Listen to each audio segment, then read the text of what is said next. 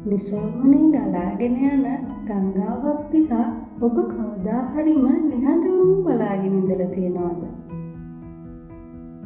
ගංගාවක් කිසිම දවසක ආපසු හැරී බලන්නේ නැහැ. එයට අතීතයක් ගැන පසුතැවීමක් නැහැ. අනාගතය ගැන බියකුත් නැහැ. ගංගාවක් ගමන් කරන්නේ මේ මොහොතේ පමණයි. නමුත් අපේ ජීවිතය අපි නිතරම ජීවත් වෙන්නේ පහුවෙලා ගිය ඊයේ දවසේ. නැත්නම් ඉස්සරහට එන්න තියෙන හෙට දවසේ. මේ නිසාම අපිට අද දවසේ තියෙන සුන්දරත්වය මගහැරී යනවා. කැළඹුණු වතුරක අපිට අපේම ඡායාව දැක ගන්න බැහැ. අපේ සිතත් අන්න ඒ වගේ. සිතේ සිතුවිලි කලබල වුණාම අපිට ඇත්ත පෙනෙන්නේ නැහැ. ඒ නිසා අතීතය අතහැරලා දාන්න.